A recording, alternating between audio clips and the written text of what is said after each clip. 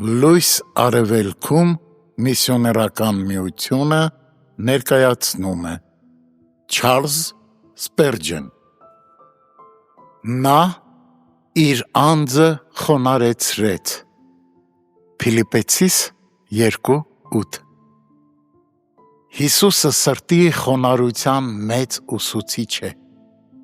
Մենք ամեն օր կարիք ունենք սովորելու նրանից։ Տես թե ինչպես է Տերը վերցնում սրբիչը և լվանում աշակերտների ոտքերը, և դու, որ Քրիստոսի հետևորդն ես, միթե չես խոնարհեցնի քո անձը։ Նայիր, թե ինչպես է նա ծառայում ծառաներին, և դու անշուշտ այլևս չես կարող հպարտ մնալ։ Միթե այս նախադասությունը նրա կենսագրության ամփոփագիրը չէ։ Նա իր անձը խոնարհեցրեց։ Միթե երկրի վրա նա մեկը մյուսի հետևից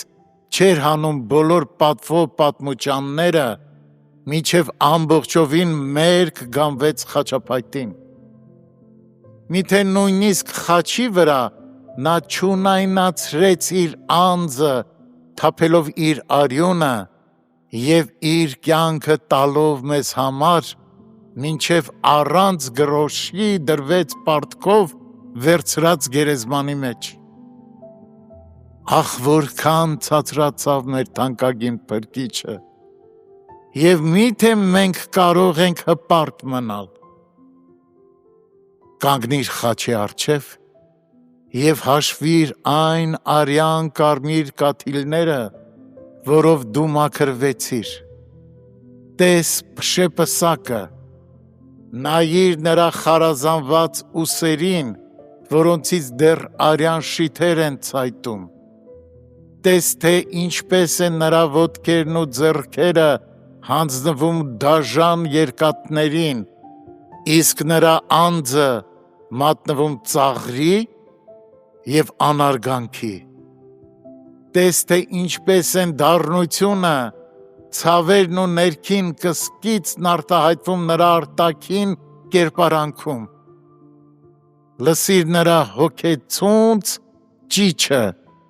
Աստված իմ, Աստված իմ, ինչու թողեցիր ինձ։ Մատթեոս 27:46 Եվ եթե դու երեսնի վայր չես ընկնում գետնին այդ խաչի առջև, ուրեմն երբեք էլ չես տեսել այն։ Եթե դու չես խոնարհվում Հիսուսի ներկայության մեջ, ուրեմն չես ճանաչում նրան։ Դու այնքան կորսված էիր,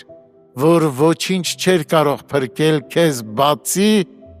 Աստծո միածին Որդու զոհաբերությունից։ Խորհիր սրա շուրջ, և ինչպես Հիսուսն է իր անձը ցածրացրել քեզ համար, այնպես էլ դու խոնարհվիր նրա ոտքերի մոտ։ Քրիստոսի զարմանահրաշ սիրո զգացողությունը ավելի է ստիպում մեզ խոնարհվել, քան նույնիսկ մեր սեփական մեղքի գիտակցումը։ Թող Տերն իր Սուրբ Հոգով տանի մեզ Գողգոթա, և այդ ժամանակ մենք կթողնենք գոռոզ ու փքված մարդու մեր կարգավիճակը և կստանձնենք այն խոնարհ մարդու կարգավիճակը, որը շատ է սիրում, որովհետև իրեն շատ է ներված։